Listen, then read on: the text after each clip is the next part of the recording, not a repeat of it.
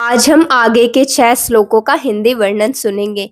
कुलक्षये प्रणश्यन्ति कुलधर्मा सनातना धर्मे नष्टे कुलं कृत्स्नं धर्मोऽभिवत्युत। अर्जुन जी कहते हैं जहाँ पूरा परिवार खत्म हो जाता है वहाँ कुल नष्ट हो जाता है, समाज में अराजकता पाप फैल जाता है जिससे धर्मों की हानि होती है। परिवार ही लोगों को आदर्शों से बांधे रखता है। आप देखे होंगे जहाँ परिवार का सम्मान नहीं होता वैसे समाज में पाप फैल जाता है और पूरे कुल का नाश हो जाता है। श्लोक 41 अधर्माभिभवत् कृष्ण प्रदुष्यन्ति कुलस्त्रिया अस्त्रीषु दुष्टासु वार्ष्णेय जायते वर्णशंकरा। परिवार का भलाई स्त्रियों की वजह से होता है। परिवार की बागडोर स्त्रियों के हाथों में होती है। अगर स्त्रियां ही दूषित हो जाए तो परिवार का क्या होगा। अर्जुन जी यही कहना चाह रहे हैं कि पाप के अधिक बढ़ जाने से कुल की स्त्रियां दूषित हो जाती है और वर्ण संकर उत्पन्न हो जाता है।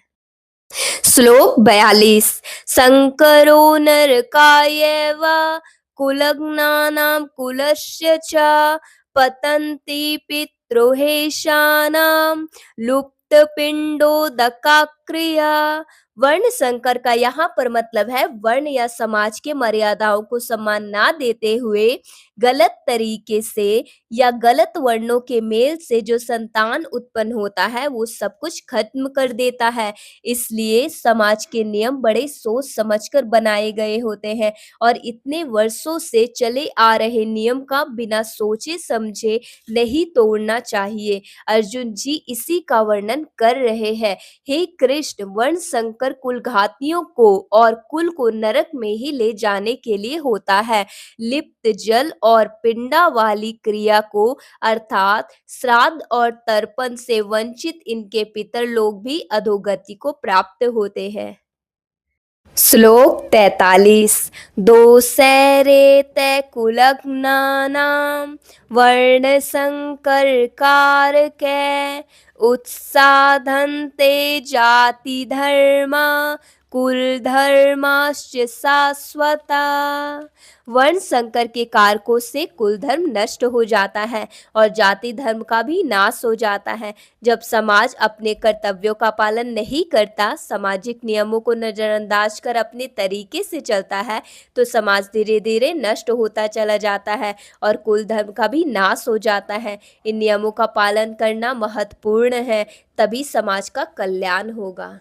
श्लोक 44 उत्सन्न कुल धर्मानां मनुष्याणां जनार्दन नरके नियतं वासो भवतीत्यनुशुश्रुमा। हे जनार्दन, जो अपने कुल धर्मों का सम्मान नहीं करता वो अनिश्चित काल तक नरक भोगता है। पहले जिनका कुल धर्मों का नाश हो जाता था उनको पहले ही मान लिया जाता था कि ये नरक में वास करेगा। इसलिए कुल की रक्षा करना, उसका सम्मान करना और उसका नाम करना बड़ी बात मानी जाती थी। ऐसा माना जाता है कि जहाँ धर्म नहीं होता वो जगह अपने आप ही नरक हो जाती है। आज के युग में भी आप ऐसा देख सकते हैं।